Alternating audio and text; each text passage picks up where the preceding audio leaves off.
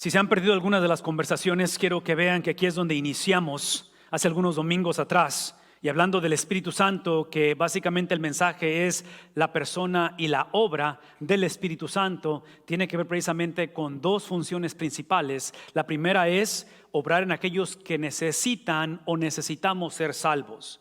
La otra es, ya que somos salvos, es que podamos comportarnos como tales. Que nuestra creencia vaya a la par con nuestra actitud, que nuestra doctrina tenga compatibilidad con nuestra conducta. Eso es lo que hemos hablado a través de domingo tras domingo, y específicamente hablamos de que esta es la experiencia de ser sellado por su Espíritu.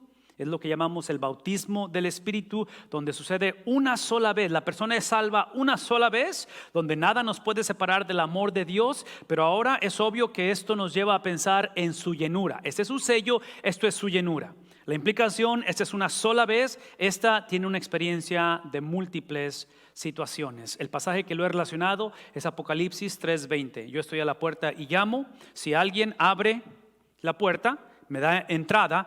No está hablando para salvación, está hablando para llenura. Entonces, esta experiencia de abrir la puerta todos los días a el Señor no es para que nos salve, es para que nos llene o nos permita tener una conducta, pensamientos, un sentir como los tuvo Cristo. Esa es la experiencia, es lo que hemos hablado. En sí, la serie, solamente tocamos este tema al principio. Si quieren regresar al primer domingo, es cuando hablamos de esto en el Evangelio de Juan. Ahora, y bueno, los últimos 5 domingos, ese es el sexto, han sido básicamente en esta experiencia. Independientemente de dónde nos encontramos aquí, esa es la realidad, que todos sin excepción cumplimos y vamos a cumplir los propósitos de Dios. Cuando hablo de los propósitos de Dios, no estoy implicando que Él está de acuerdo en todo lo que nos sucede, porque estamos en un mundo el cual es un mundo que está gobernado temporalmente por el príncipe del aire, que es Satanás. Entonces hay cosas que son trágicas, que son irreversibles, que no debieron de haber sucedido, pero aún en medio de nuestra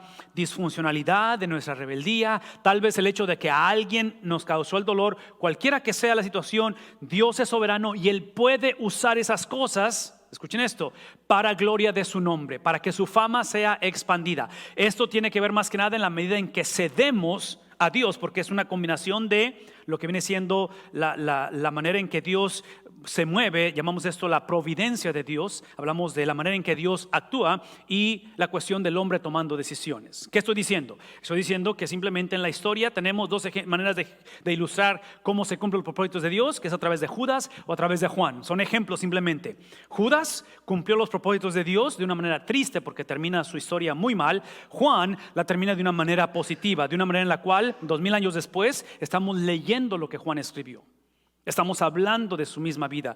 A este hermano solamente lo consideramos, no como hermano, como primo, o tal vez primo lejano, pero la realidad es que trágicamente en el caso de él aparentaba conocer de Dios y trágicamente al final fue un hijo de desobediencia. El punto para mí es de que esta mañana tenemos la opción de seguir este ejemplo o este ejemplo. La recomendación ha sido por 6 semanas que sigamos este ejemplo. ¿Por qué? Porque hace 2000 años la iglesia de Cristo, la iglesia que había experimentado salvación, la iglesia que estaba batallando como tú y yo en comportarnos como salvos, la iglesia que inevitablemente a través de 2000 años de existencia siempre ha cumplido los propósitos de Dios, es la iglesia que trágicamente, al ver estas dos opciones, esta encrucijada, cometió el error de fusionarlo. Y yo formé la semana pasada la palabra Judán, que es como una combinación de Judas y Juan. Es cuando el cristiano quiere conocer de Cristo o acepta a Cristo o cree en Cristo, pero al momento de decidir, al momento de la tentación, al momento de que nos sale el apellido, gobierna nuestro temperamento, regresamos a pensar como pensábamos antes, volvemos a los temores que teníamos antes. En fin, es esa mezcla en la cual estamos viviendo hoy en día. Esto Pablo lo ve como un problema muy serio cuando el cristianismo se tiene que redefinir, porque yo soy cristiano, pero yo soy de los que, y sacamos una definición, o yo soy de este tipo de cristiano que yo, y otro tipo de definición. Sí, eso es lo que estoy hablando aquí, es lo que la Biblia no puede aceptar o bendecir. Por lo tanto, Pablo, escribiendo a la iglesia de Galacia, que estaban batallando con eso precisamente, Pablo dice lo siguiente: las obras de la naturaleza pecaminosa o de la carne, ¿qué dice? Se conocen bien. El problema de la iglesia hace 2000 años no era que estaban practicando las obras de la carne. o de la naturaleza pecaminosa. Ese era el problema. Es que esta que lo empieza a enlistar como inmoralidad sexual, impureza, libertinaje y todo eso que vamos a ahorita enlistar, el problema de la iglesia es que no se les conocían bien. En otras palabras, empezaba la iglesia a reetiquetar este tipo de prácticas. Era el tipo de iglesia que se había infiltrado un movimiento llamado gnosticismo, que el gnosticismo lo que enseñaba en su doctrina o su enseñanza era que mientras tuvieras la doctrina correcta, no importa que vivieras en inmoralidad. Mientras el domingo tú pasaras por tus prácticas religiosas y fueras sincero con Dios, porque no somos nadie para juzgar a nadie, ¿verdad? O sea, Dios conoce tu corazón. No importa que de una manera en tu mente o en tus acciones hubiera impureza, o eventualmente que usaras la libertad en Cristo para o como libertinaje. Entonces Pablo ve la necesidad de escribirle a la iglesia porque está pasando una situación muy difícil, donde una vez más el problema no eran las prácticas, el problema era que, ¿qué es lo opuesto a conocer? ¿Ignorar? Entonces ese era el problema, la ignorancia. El problema era que estaba pereciendo la gente por falta de conocimiento. Entonces aquí es donde entra la autoridad apostólica, la autoridad dada por Dios, como aquellos que fueron inspirados por su espíritu y simplemente dicen: hey, no tengo control de que ustedes quieran adoptar este tipo de actitudes o de estilo de vida, pero yo solamente soy responsable, Pablo diciendo, yo solamente soy responsable que si lo hacen a sabiendas, a diferencia que lo hagan en, ¿qué es lo opuesto? Ignorancia. Entonces por eso es que les he dicho varias veces que el reto de este tipo de mezcla, donde mezclas la doctrina o el estilo de vida de Juan con el de Judas, es que esto es una caricatura del evangelio. Y de que lo he dicho varias veces, el reto para nosotros como padres, como abuelos, como hermanos, como tíos, como hijos, es que si alguien en nuestra familia va a rechazar el evangelio, nos aseguremos que rechazan el evangelio y no una caricatura del evangelio. Ese es el reto. Y es por eso que estamos en esta conversación. Por lo tanto, ¿cómo solucionamos esto? ¿Cómo le hacemos para que en un momento dado esto no sea aquello que nos caracteriza? Por lo tanto, que no seamos el tipo de personas que nuestras obras, no tanto creencias, pero obras, sean las naturalezas pecaminosas. ¿Cómo le hacemos? Esto es como le hacemos. Simplemente recordamos que la meta no es simplemente ser perdonado. La meta es ¿qué? Adoptar, recibir. La palabra en inglés es imputed, que ha sido dado. Es un término legal, es algo legal. Incluye más que simplemente conocimiento o sentimiento. Hay una legalidad en este componente, que en la cruz, cuando Cristo entrega su vida, yo legalmente, al poner mi confianza en Él, yo fui perdonado. Yo confío en su sacrificio, su sangre inocente satisface las demandas del Padre. Por lo tanto, mi saldo es completamente pagado, de lo cual Él me ha perdonado. Pero gente perdonada o gente inocente no va al cielo. Gente inocente no es suficiente la inocencia. Ahora tenemos que ser literalmente investidos, tenemos que ser cubiertos, tenemos que ser vestidos con un nuevo ropaje. Y ese ropaje o esa vestimenta son ¿cuántos años? En otras palabras, es Navidad a Semana Santa. Todo lo que pasó en la vida de este judío, desde Navidad a Semana Santa, eso ha sido puesto en mí. Por lo tanto, el antídoto a las obras de la naturaleza pecaminosa, el antídoto no es alguien que va por terapia y que dice ya no lo vuelvo a hacer y que ya no voy a estar viendo eso en el teléfono. Sí, ese no es el antídoto. El antídoto es la naturaleza de alguien más y no es la naturaleza mía mejorada. Es la naturaleza, así como Adán nos heredó una naturaleza, Adán la hizo, en inglés otra vez, es la palabra imputed. Adán no la acreditó, como cuando reciben un cheque y se los acreditan en el banco. Adán acreditó esa naturaleza pecaminosa.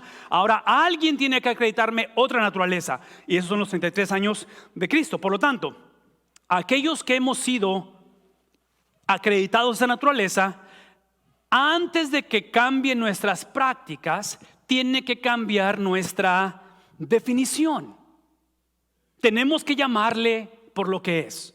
Porque si seguimos redefiniéndolo, seguimos legalizándolo, ayer tuve que crear una cuenta de Facebook para alguien y ya se me había olvidado porque hace mucho que hice la mía tiene como 12 años, no sé cuántos años tengo con mi cuenta de Facebook, pero anoche hice una nueva. Y se me había olvidado que en Facebook, cuando llega en la aplicación nombre y que teléfono, email, y luego habla de género, está masculino. ¿Cuál es la otra opción? Femenino. Y está el custom. Y si la planas a custom, porque la planeé por pura curiosidad, entonces ahora ahí te dan infinidad de opciones, donde el pronombre personal de un he él, de un she, ahora cambia a they. Porque en el caso mío, como sé que nací hombre, pero en realidad no soy hombre, yo soy... En fin, ¿saben de qué estoy hablando, verdad? Ok, entonces, todo lo que estoy diciendo es que, otra vez, y si eso es lo que estamos batallando hoy en día en la cultura, lo entiendo. Y otra vez, en un momento dado, como no puedo controlar eso, inicia adoptando la definición ¿de quién? De 33 años sobre la faz de la tierra. Entonces, esa es la pregunta que yo tendría para alguien que está batallando con su identidad sexual o su identidad económica, su identidad emocional, o tal vez está batallando con ansiedad o depresión. Esa es la pregunta. La pregunta no es ¿por qué me suceden estas cosas? Trágicamente suceden, trágicamente es la realidad, trágicamente somos el producto de un contexto disfuncional. Si pudiéramos regresar el tiempo haríamos cosas diferentes. Yo lo entiendo, todo eso lo entiendo. Pero el punto es este: lo que siento, lo que creo que soy, ¿qué dice él al respecto? Esa es la pregunta. Ahora, bien entendido, aquí está la tragedia. La tragedia es que la mayoría de los cristianos no sabemos lo que dice él. Ese es el problema. El problema es que sabemos lo que dicen otros o sabemos lo que dice o lo que digo yo. Y Pablo dice, no puede seguir así, de tal manera que otra vez enlista esas obras pecaminosas, las cuales se conocen bien, y se conocen bien una vez más, se conocen bien no porque estén mal, se conocen bien por los 33 años. Y los 33 años de Cristo lo que hacen es que me dan profundidad y me hacen entender quién es Él. Y cuando entiendo quién es Él, entiendo quién soy yo. No es más, cuando yo entiendo quién es Él, entiendo quién soy. Porque típicamente es al revés, ¿no es cierto? Típicamente decimos, conócete a ti mismo, vete a un retiro, busca terapia, ámate a ti mismo, profundízate, practica yoga. Simplemente. Y otra vez, no estoy en contra de esas cosas, pero al final de la historia, Él es quien determina quién soy yo, ¿no es cierto? Él determina quién soy yo. Por lo tanto, dice él aquí, idolatría, simplemente enlistando brujería, odio, discordia, celos, arrebatos de ira, rivalidades, disensiones, sectarismos, los cuales trágicamente está describiendo la iglesia de Cristo, y termina diciendo con envidia, borracheras, orgías y, por si se me escapa una, otras cosas parecidas. Está diciendo Pablo. Aquí todos coludos o todos rabones, es lo que está diciendo. Aquí no hay, en otras palabras, desde el momento en que tú desconectas o ignoras los 33 años de vida de Cristo, si la meta no es lo que Cristo hizo, pensó, sintió, habló, reaccionó, si esa no es la meta, entonces cada quien saca sus definiciones y creamos lo que se le llama anarquía. Creamos la cuestión de que a menos que pienses como yo, sientas como yo, actúes como yo, te veas como yo, camines como yo, hables como yo, no vas al cielo. Bueno, eso es lo que está pasando en la iglesia y es legalismo. Por lo tanto, observen lo que está pasando aquí. Otras cosas parecidas, les advierto ahora como antes lo hice. Aparentemente Pablo estaba, como muchos papás, mi hijo, y le decimos lo mismo, y esposas le dicen lo mismo al esposo. ¿Cuántas veces? Otra vez. Pablo está diciendo, hey, se los he dicho muchas veces, de que los que creen, no es creencia. ¿Qué es lo que están haciendo? En otras palabras, hay definiciones de cosas, pero lo que están haciendo es que estas prácticas y las cosas parecidas se convirtieron en un estilo de vida. Y una vez más, escuchen lo que estoy diciendo. El problema del cristianismo no es cuando pecamos. El problema del cristianismo es que el pecado se convierta en un estilo de vida y no nos incomode. Es cuando tenemos pecado no confesado y no nos incomoda el tener un pecado no confesado. Es cuando vivimos deliberadamente en rebelión a los 33 años de vida de Cristo y no sentimos absolutamente nada al respecto. Es lo que está diciendo él cuando dice como antes os advertí, de que los que adoptan ese estilo de vida, y entre paréntesis, adoptar un estilo de vida empezó con algo que gradualmente nos llevó ahí. ¿Me explico? Para llegar a estos puntos de envidia, borrachera, todo eso empezó con algo, de tal manera que se hizo estilo de vida y tales cosas. ¿Qué es lo que sucede al final? Es que Dios no va a mandar a nadie al infierno, ¿verdad? Porque Dios es bondadoso. ¿Han escuchado eso? ¿Qué está diciendo la Biblia? Tales personas van a recibir una herencia, simplemente que no va a ser la herencia del reino de Dios. Y esa es la pregunta, porque ¿esto involucra cielo o involucra vida después de la vida? la cual todos la experimentaremos, ya sea en el cielo o el infierno, pero la mente judía, que es la audiencia de Pablo, el judío, la gente de hace 2000 años, ellos no pensaban mucho en cuestión, o con el énfasis que pensamos hoy en día, en cuestión de cuando muramos vamos al cielo, lo cual es importante, está incluido, pero ellos pensaban más que nada el cielo, ¿dónde? Especialmente porque son una generación, y la mayoría de la Biblia es una generación que están bajo tanta opresión, que pensar en vida después de la vida es bueno, pero la verdad es que necesito la ayuda ¿cuándo?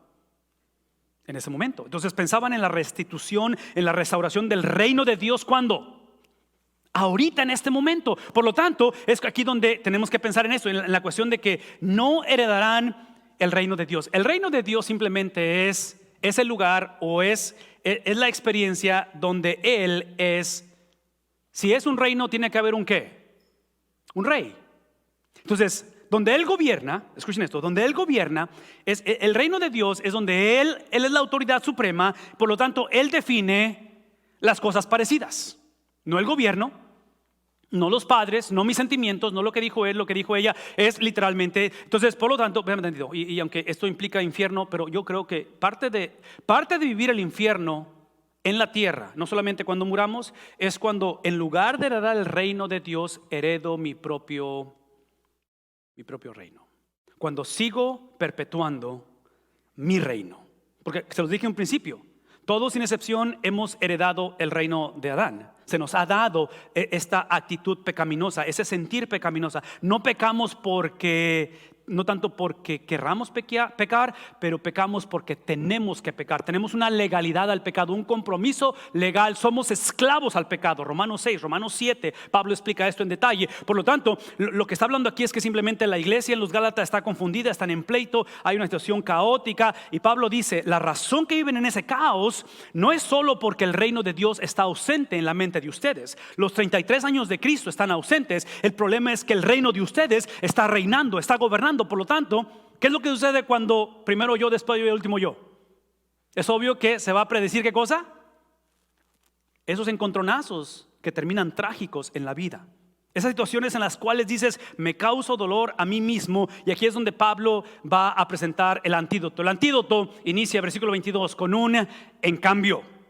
En otras palabras, hasta el 21 dio el diagnóstico, hasta el 21 decimos, ok, Pablo, lo entiendo, ok, esto no es popular, ok, yo siempre he dicho que son errores, pero no es error, es pecado, yo entiendo, mi hijo, yo sé, lo he justificado, o la situación en mi hogar, o lo que sea, entiendo que hay que buscar a Cristo. La pregunta es, ¿cómo le hago? Y aquí está la respuesta, tiene que haber un en cambio en tu vida.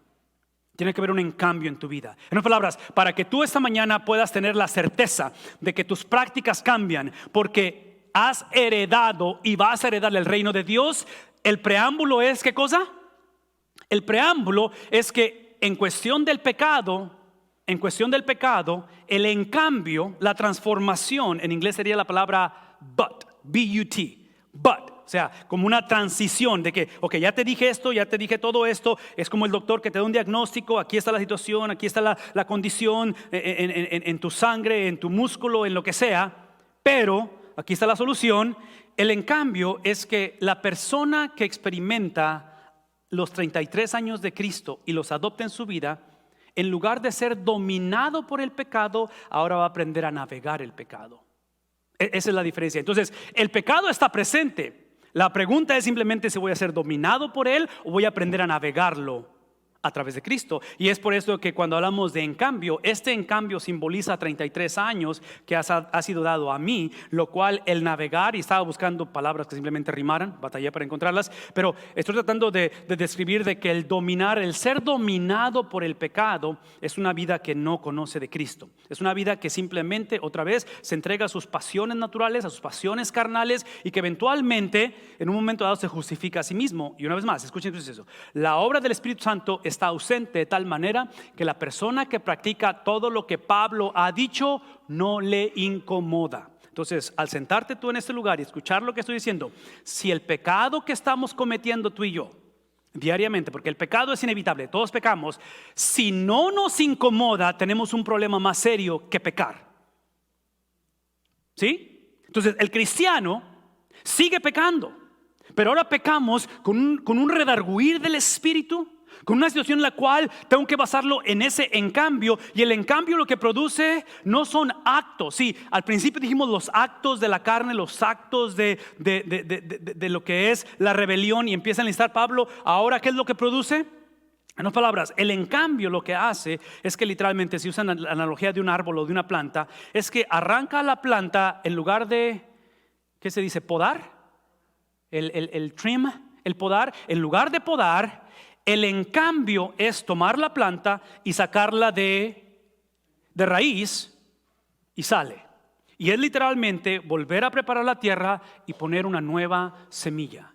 Esa nueva semilla son los 33 años de Cristo que han sido puestos en mí. Entonces, si yo planto una semilla de sandía, una semilla de toronja, una semilla de manzana, ¿qué es lo que espero que es el fruto? Lo que sembré. Entonces, si nuestro fruto es lo que acabamos de leer de Pablo, que está reprobando él, el problema no es lo que hacemos, el problema es que no ha habido un encambio. Por lo tanto, este fruto, y aquí es donde quiero que quede esto bien claro, porque muchos pensamos que el fruto es, obviamente, ahora que vengo a la iglesia estoy dando fruto, ahora que estoy orando y que leo la Biblia y que estoy tratando y qué bueno que lo hacemos. Pero observen esto, cuando hablo de fruto, usando la analogía de una lápida, en la cual las lápidas tienen una fecha de nacimiento y una fecha de defunción. Cuando hablo de fruto, cuando Pablo dice que el fruto, en cambio, el fruto, la regeneración, la transformación, ahora trae un fruto, el fruto vendría siendo lo que pasa entre esta fecha y esta fecha. Entonces, en este caso, para George, él nació el 23 de marzo de 1912 y murió el 6 de mayo del 2013. Todo lo que pasó de esta fecha a esta fecha, ese es el fruto, es el legado. Es lo que inevitablemente se va a recordar, se va a decir o se va a tratar de evitar el día que tu cuerpo esté tendido. No estamos hablando de lo que creyó la persona, no estamos hablando de la experiencia que tuvo Cristo, estamos hablando de lo que produjo la experiencia de Cristo o la ausencia de ello. Por lo tanto, esto es extremadamente importante. Cuando Pablo está diciendo que cuando se encuentra la persona y hay un cambio, hay un encambio en su vida, lo que produce es el fruto, no está hablando de una vida o de un legado mejor del que dejó mi papá o mis hermanos, y espero que mis hijos, cuando su lápida sea puesta, sea mejor que la mía. Estamos hablando del fruto de la vida de un hombre llamado Jesús, de que el fruto no es una mejor versión de nosotros. El fruto no es simplemente porque el matrimonio va por puertas y hay que buscar ayuda, hay que venir a la iglesia, la situación, estoy enfermo, el zapato está apretando. Entonces, sí, en otras palabras, no estoy en contra de que la situación cambie, no estoy en contra de que cuando tu lápida sea puesta y veamos tu fecha de nacimiento y veas mi fecha de difunción y digas lo que pasó en medio fue algo hermoso, lo recordamos, lo honramos. Inclusive esta mañana, más de rato va a venir Joe a hacer los anuncios, y parte de los anuncios es que vamos a celebrar la vida de uno de los miembros de la iglesia que está cumpliendo 100 años de vida, lo cual es algo increíble, ¿no es cierto? 100 años de vida, porque ya aunque no tiene fecha de defunción porque está viva la persona, pero llega algo especial, ¿no es cierto? Para nosotros este espacio son 33 años, 33 años de Cristo, que el fruto que Él produce es el fruto de ¿quién? No es el fruto y sería aquí con una E minúscula, de tu espíritu. Otra vez, de que crezcas en oración, en fe, en creencia, en disciplinas espirituales. Eso es importante y que lo hagamos. Pero es el fruto de 33 años que ha sido puesto en nosotros. ¿Qué significa ello? Qué bueno que me preguntaron, para allá íbamos. Ese fruto es alegría, paz, paciencia, amabilidad, bondad, fidelidad. Una vez más, no es el amor de nosotros, no es la alegría que sentimos, ni la paz, ni la paciencia. Este es el fruto de lo que Cristo hizo y manifestó en 33 años. Por lo tanto, hablar de una vida que ha sido cambiada, una vida que ha sido transformada, es aquella que produce el amor de Cristo, produce la alegría de Cristo, la paz de Cristo, la paciencia de Cristo, la amabilidad de Cristo, la bondad de Cristo. Y todo esto que estoy describiendo, que todavía no se acaba la lista, es aquello que no es la evidencia de que ha habido un cambio. Es simplemente, ¿qué cosa? ¿Qué estoy diciendo? Véanme tantito, porque esto lo he dicho varias veces. El inglés en mi vida es la evidencia que he vivido en Estados Unidos. Pero lo que me sale natural, no tienen que enforzarlo, es ¿qué cosa? Es el español. Porque esto es lo que soy, esto es lo que me he convertido. Inglés es lo que me he convertido, lo he aprendido, pero yo soy español. Entonces traduzcan esto con respecto a la lista, porque la lista que estamos viendo no es la evidencia que eres cristiano, es lo que simplemente, ¿qué cosa? Fluye, una vez más, el amor de Cristo, la alegría de Cristo. En otras palabras, esto no es una clase que tomas para decir, ayuden a mi hijo, ayuda a mi matrimonio, porque nos hemos movido en dirección opuesta. Esto es algo que simplemente Cristo te da, ya habita en ti, y ahora a través del poder de su Espíritu es que empieza a florecer. De tal manera que, dice el apóstol Pablo, es humildad, es dominio propio, de las cuales, todas esas cosas que estamos mencionando, ¿qué dice? ¿Qué es lo que no hay? En otras palabras, esa es la generación. Pablo está hablando a los Gálatas, que es una generación de hombres y mujeres, que todo lo que ellos sabían y todo lo que los Gálatas sabían de cómo entender el cambio en su vida. Escuchen eso, entender el cambio. Y todo lo que ellos pensaban que ese cambio iba a producir como fruto era precisamente la ley. Y cuidaban tanto ese cambio y tanto ese fruto que históricamente sabemos que cuando Moisés les entrega los 10 mandamientos, ellos eran tan cuidadosos de la ley porque pensaron que ello producía el cambio y eventualmente el fruto, que históricamente crearon 613 a 617 leyes para proteger la ley. Porque temían tanto, de tal manera que la ley se convertía en simplemente su adoración. Yo trato de ilustrar esto con el matrimonio, porque esto sería lo mismo que si yo amara el estar casado más que amar a Areli. Es importante que esté casado, ¿no es cierto? Pero la importancia del matrimonio para mí es que me lleva ¿a quién? A la muchacha, me lleva a la persona. Entonces, aprecio el matrimonio, creo en el matrimonio, creo en él, lo disfruto, pero al final de la historia no es tanto que no quiera estar soltero o que no quiera estar viudo o que no quiera ser divorciado. El punto para mí es que dame a la persona. Entonces, cuando hablamos de la ley, el problema no es la ley, el problema no es el matrimonio, el problema es que el matrimonio tiene que ser el vehículo a unirme con la persona. La ley es importante siempre y cuando me lleve ¿a quién? Al dador de la ley, al cumplimiento de la ley. Su nombre es Cristo. ¿Qué estoy diciendo? Cuando Pablo dice que en todas estas prácticas, y voy a leerlo una vez más, las prácticas de amor, alegría, paz, paciencia, amabilidad, bondad, fidelidad, las prácticas de humildad, de dominio propio, y Pablo dice que no hay ley ante ellas, es que antes de Cristo, solamente con la ley, como seguidor de Dios, hombre temeroso de Dios, yo tenía que amar, yo tenía que tener gozo. Yo tenía que aprender a ser bondadoso. Yo tenía que aprender a ser humilde. Yo tenía que mantener dominio propio. Y me daba baños de pureza y trataba de vivir una vida piadosa. En Cristo ya no tengo. Ahora puedo. Ahora no tengo que amar a mi esposa. Ahora tengo el privilegio de amarla. Ahora no tengo que perdonar a mis enemigos. Ahora puedo, ¿qué cosa? Amarlos. No tengo que diezmar. Ahora puedo diezmar, no porque tenga más dinero, porque he entendido que de Él es el oro y la plata, porque he entendido que Él es dueño de todas las cosas. Sí, entonces cuando hablamos de ley es que es el entender de que la ley me dice que no debo de tener lujuria o pasión por otra mujer, cuando típicamente pensaba y decía yo, mientras no cometa adulterio debo estar bien, pero la mente no la puedo controlar. Sí, el no tener ley es la habilidad de hacer cosas que típicamente en mi propia habilidad no podía hacer yo. Y Pablo dice, contra tales cosas no hay ley. Mi invitación esta mañana es simple, y mi invitación es entender una vez más que la ley antigua era simplemente llevarme a un concepto de inocencia. Sistema sacrificial, tabernáculo, prácticas religiosas importantes, pero solamente me producen ¿qué? El estatus del primer Adán, inocencia. A través de Cristo, que Él cumplió la ley y Él cargó con mi pecado. Él ahora en la nueva ley es la habilidad que tengo no solamente de evitar el pecado, pero de caminar en similitud a Cristo. Una vez más, esta experiencia doble es una transacción doble. La he ilustrado muchas veces con la experiencia cuando vamos a una agencia a cambiar o a intercambiar un vehículo y entregamos nuestra carcachita y agarramos un vehículo más nuevo. Entonces, en la experiencia de salvación yo entregué mi pecado y Él me entregó sus 33 años. Esta es la experiencia de salvación. Esto es lo que garantiza que heredaremos el reino de Dios.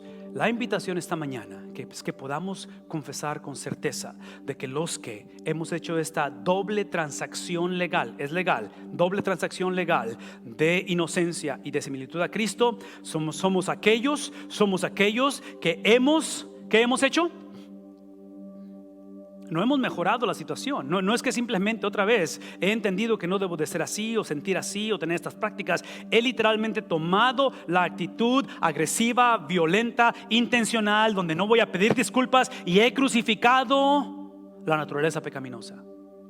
He llegado al punto en el cual sus pasiones y deseos han sido ya crucificados, porque entiendo que anteriormente yo estaba crucificado a ello. Yo vivía con esas pasiones. Yo pensaba que yo era amo de las cosas, pero en realidad es que las cosas, las pasiones, la naturaleza, los deseos eran los que me gobernaban a mí. Y por eso el mismo apóstol Pablo, en el libro de Gálatas capítulo 2 versículo 20, él dice: con Cristo estoy. Así como estaba crucificado yo antes a la naturaleza pecaminosa, a las pasiones y deseos, ahora he crucificado mi vida. ¿A quién?